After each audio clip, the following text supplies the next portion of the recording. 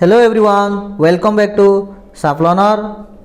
तो पिला माने यही वीडियो आम तुम भूगोल बहिर संबल चैप्टर आम पाखापाखि 100 MCQ को यही गोटे वीडियो रे एंड करवा। जो प्रश्न गुड़िक आम डिस्कस करवा जहाँकि किसी PYQ प्रीवियस ईयर क्वेश्चन अच्छी यह सहित किसी इंपोर्टेंट प्रश्न अच्छी जार संभावना अच्छी निहाती रूपे समेटिव एसेसन 1 और आगामी समय होगा समेटिव एसेसन 2 यही बहुत एग्जामिनेशन रे पढ़ार। तेणु कहीं मत वीडियो को न स्किप करी एकदम स्टार्टिंग रू पूरा लास्ट पर्यटन देख निहाती रूपे अधिक बेनिफिटेड हो पार। तो चलो स्टार्ट करवा। तो 1 नंबर प्रश्न देला परिवेश अंतर्भुक्त विभिन्न उपादान जहाद्वारा प्रत्यक्ष व परोक्ष भाव में मनुष्यर विभिन्न आवश्यकता पूरण हुए ताहाकू कौन कह जाए। बहुत सहज प्रश्न आंसर होची ऑप्शन बी संबल।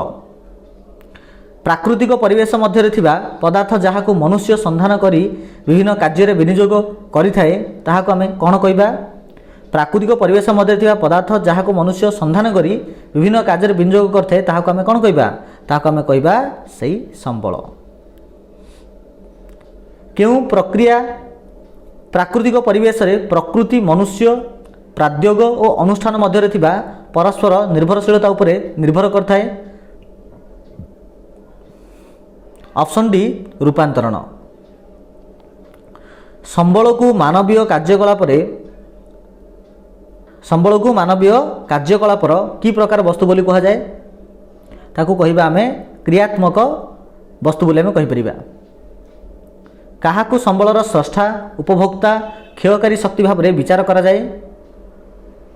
ऑप्शन सी मनुष्य को विचार करा जाए। 6 नंबर प्रश्न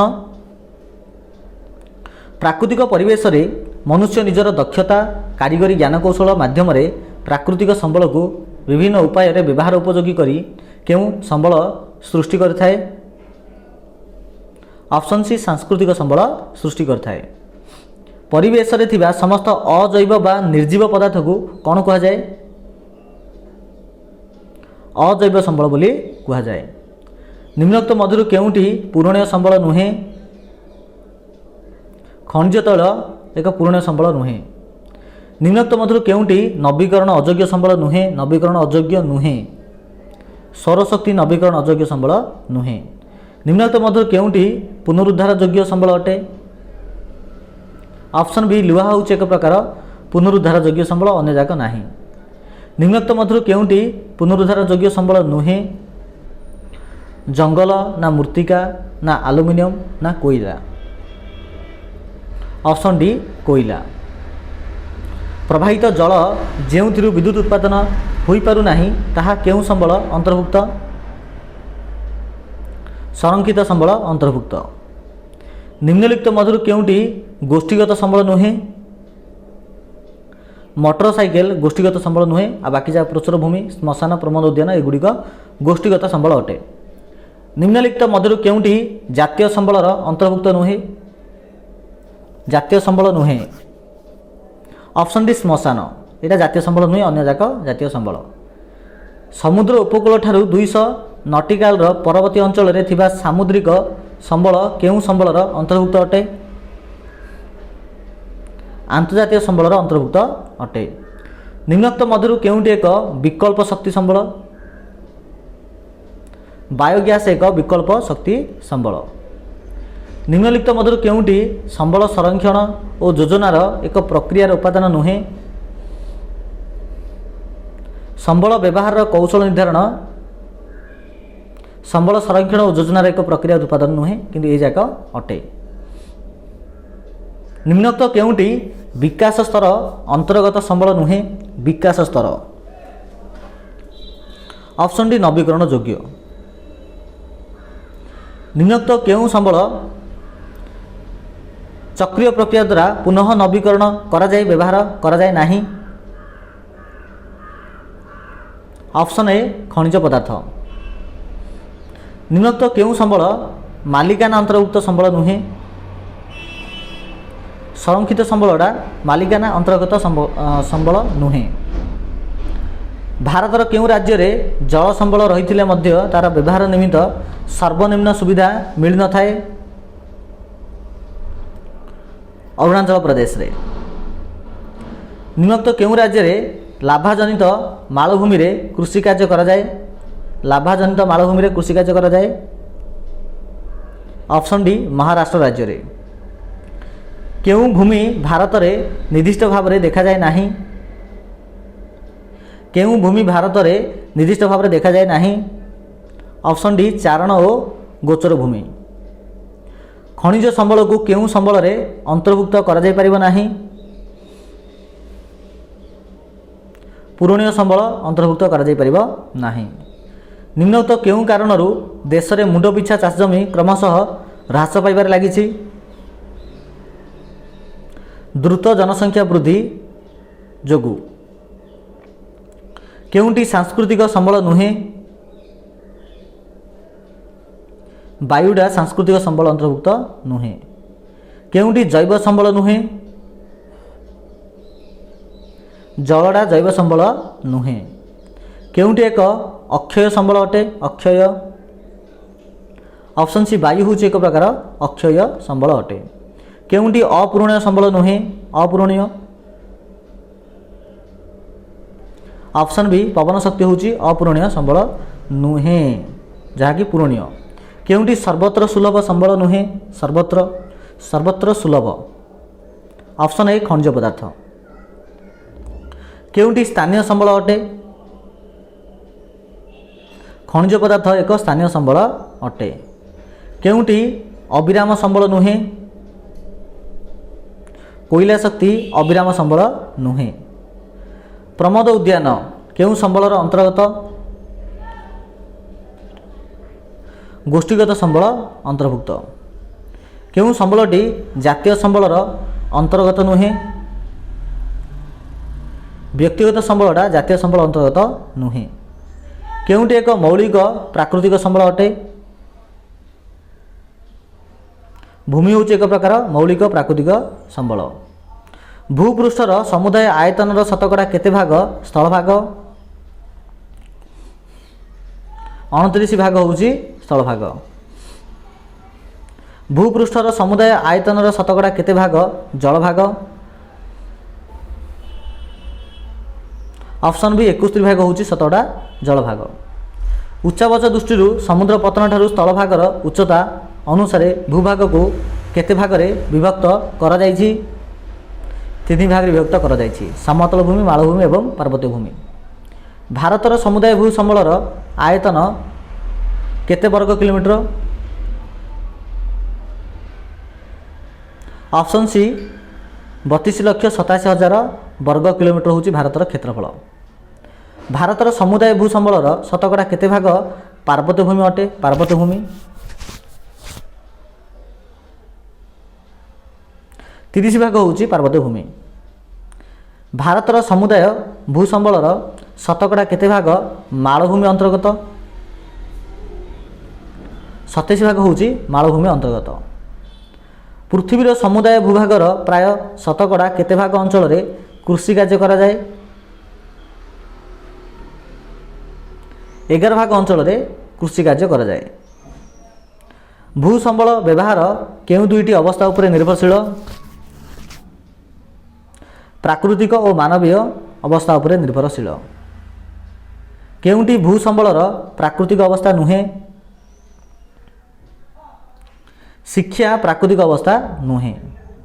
କେଉଁଟି ଭୂ ସମ୍ବଳର ମାନବୀୟ ଅବସ୍ଥାର ଅନ୍ତର୍ଗତ ନୁହେଁ? ଜଳବାୟୁଟା ଭୂ ସମ୍ବଳର ମାନବୀୟ ଅବସ୍ଥାର ଅନ୍ତର୍ଗତ ନୁହେଁ। ଜାତୀୟ ଅରଣ୍ୟ ନୀତି ଅନୁସାରେ ପାରିସ୍ଥିତିକ ସନ୍ତୁଳନ ପାଇଁ ଦେଶର ସମୁଦାୟ ଆୟତନର ଶତକଡ଼ା କେତେ ଭାଗ ଭୂମି ଅରଣ୍ୟ ପାଇଁ ସଂରକ୍ଷିତ ରହିବା ନିହାତି ଆବଶ୍ୟକ? ଅପସନ୍ ଡି 33 ଭାଗ ଅଞ୍ଚଳ। ଦେଶର ସମୁଦାୟ ଅରଣ୍ୟର କେତେ ଭାଗ ଅରଣ୍ୟ ପାର୍ବତ୍ୟାଞ୍ଚଳରେ ରହିବା ଆବଶ୍ୟକ? 60 ଭାଗ ଅରଣ୍ୟ। ଦେଶର ସମୁଦାୟ ଅରଣ୍ୟର କେତେ ଭାଗ ଅରଣ୍ୟ ସମତଳ ଅଞ୍ଚଳରେ ରହିବା ଆବଶ୍ୟକ? 20 ଭାଗ ଅରଣ୍ୟ। କେଉଁଟି ଅରଣ୍ୟ କ୍ଷୟ ଦ୍ୱାରା ସୃଷ୍ଟି ହେଉଥିବା ଅସୁବିଧାର ଗୋଟିଏ କାରଣ ନୁହେଁ? ଜଳସେଚନଟା ନୁହେଁ। ବିକାଶ ସ୍ତର ଅନୁସାରେ ସମ୍ବଳକୁ କେତେ ଭାଗରେ ବିଭକ୍ତ କରାଯାଇଛି? ଅପସନ୍ ବି 3 ଭାଗରେ। କାହାକୁ ଏକ ସ୍ୱତନ୍ତ୍ର ଭାବେ ଏକ ବିଶିଷ୍ଟ ସମ୍ବଳ ଭାବେ ବିବେଚନା କରାଯାଏ? ମାନବକୁ। ଖଣିଜ ପଦାର୍ଥ କେଉଁ ସମ୍ବଳର ଅନ୍ତର୍ଗତ ନୁହେଁ? ଜୈବ ସମ୍ବଳର ଅନ୍ତର୍ଗତ ନୁହେଁ। ନିମ୍ନୋକ୍ତ କେଉଁ ସମ୍ବଳ ମନୁଷ୍ୟର ବାରମ୍ବାର ବ୍ୟବହାର ସତ୍ତ୍ୱେ ଶେଷ ହୁଏ ନାହିଁ? ଅସରନ୍ତି ସମ୍ବଳ।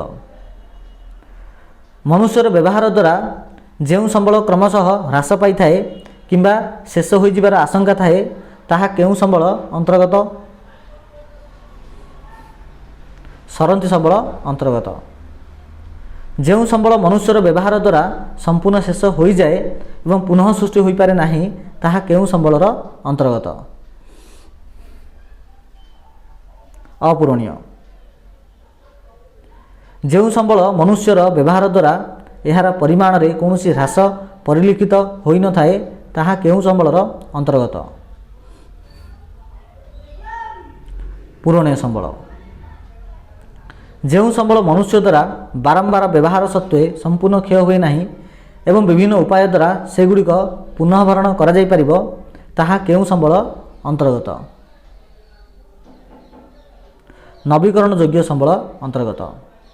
ଯେଉଁ ସମ୍ବଳ ମନୁଷ୍ୟର ଅନବରତ ବ୍ୟବହାର ଦ୍ୱାରା ବା ଅନ୍ୟାନ୍ୟ କାରଣ ଦ୍ୱାରା ହ୍ରାସ ପାଇଲେ ବା ନଷ୍ଟ ହୋଇଗଲେ ଆଉ ପୁନଃଭରଣ ସମ୍ଭବ ହୋଇନଥାଏ ତାହା କେଉଁ ସମ୍ବଳର ଅନ୍ତର୍ଗତ? ନବୀକରଣ ଅଯୋଗ୍ୟ ସମ୍ବଳ ଅନ୍ତର୍ଗତ। ପୁନଃଚକ୍ରୀୟ ପ୍ରକ୍ରିୟା ଦ୍ୱାରା ଅଦରକାରୀ ଧାତବ ପଦାର୍ଥ ଗୁଡ଼ିକୁ ବିଭିନ୍ନ ଯାନ୍ତ୍ରିକ ପଦ୍ଧତିରେ ବ୍ୟବହାରଯୋଗ୍ୟ ସମ୍ବଳରେ ପରିଣତ କରାଯାଇଥାଏ ତାହା କେଉଁ ସମ୍ବଳର ଅନ୍ତର୍ଗତ?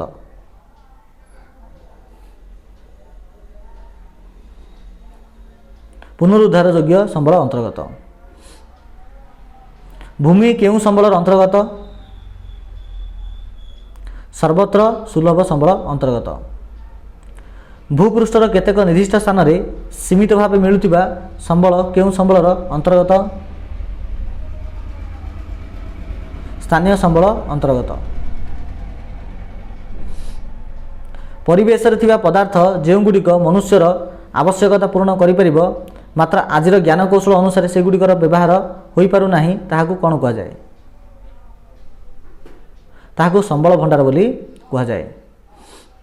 ଯେଉଁ ସମ୍ବଳ ପଦାର୍ଥଗୁଡ଼ିକର ସନ୍ଧାନ ମିଳିପାରିଛି ମାତ୍ର ବ୍ୟବହାର ଉପଯୋଗୀ ହୋଇପାରି ନାହିଁ କିନ୍ତୁ ଭବିଷ୍ୟତରେ ଉପଯୋଗୀ ହେବାର ଆଶା ଅଛି ତାହା କେଉଁ ସମ୍ବଳର ଅନ୍ତର୍ଭୁକ୍ତ?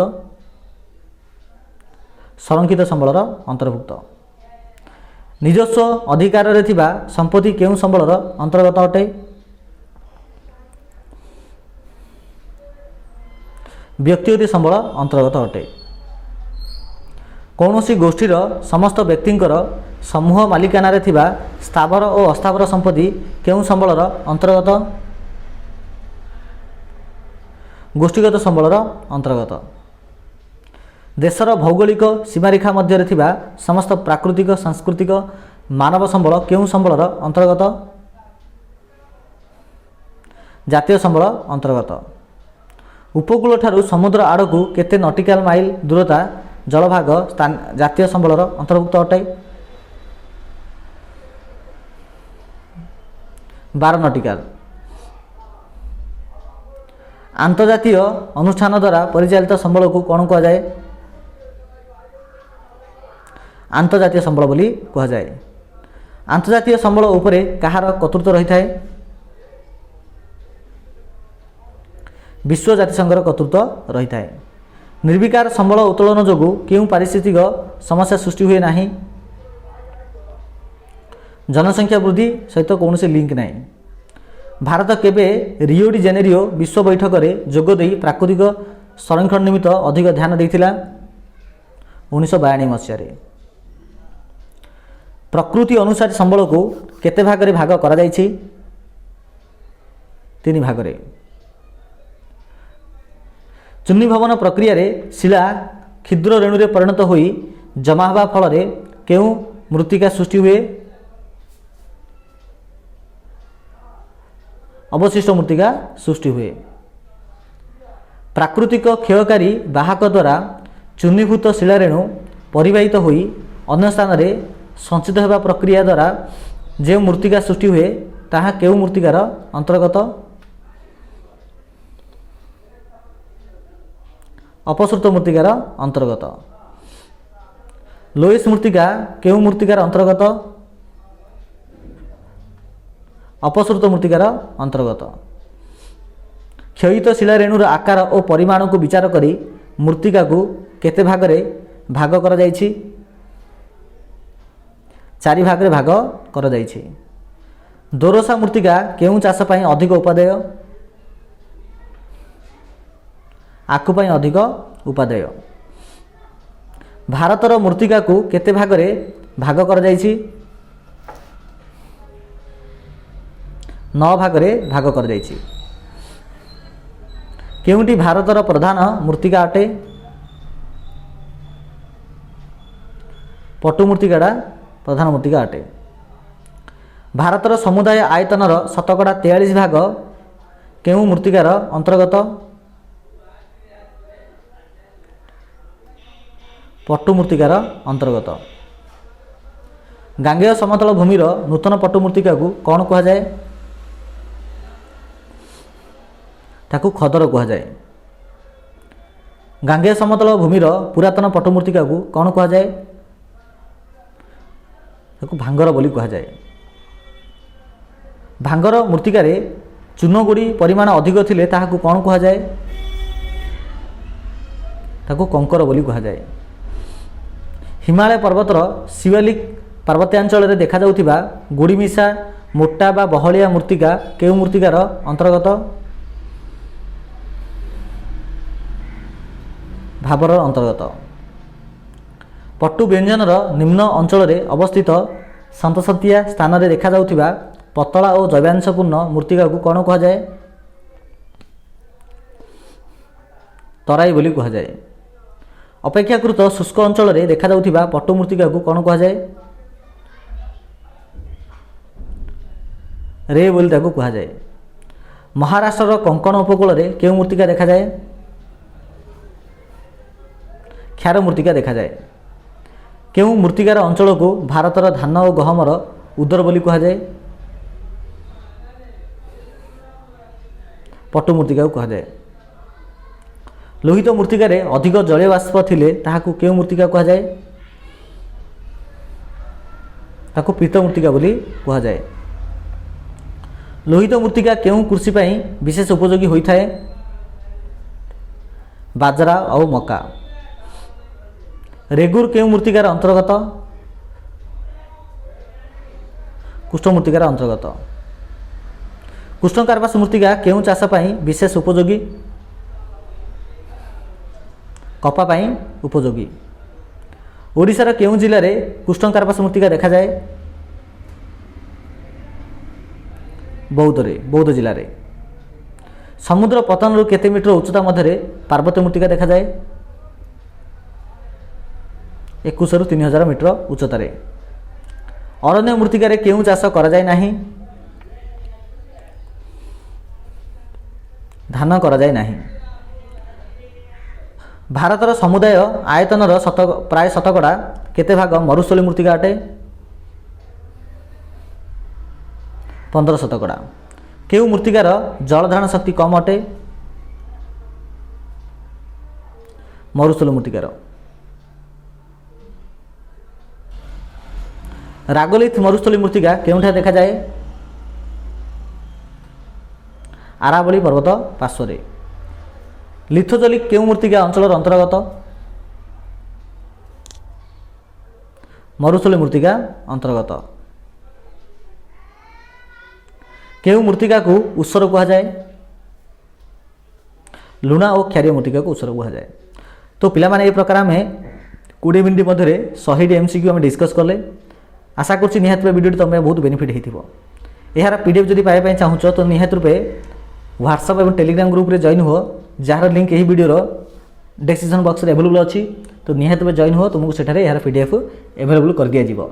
ओके, तो ए प्रकार किसी इनफॉरमेशन थिला। यह सहित आम फेसबुक पेज और इंस्टाग्राम पेज जार लिंक ये वीडियो डिस्क्रिप्शन बॉक्स रे अच्छी, आपको मत फॉलो कर, तुमको अधिक अपडेट सेठारे मिल जाव। ओके पिला माने धन्यवाद।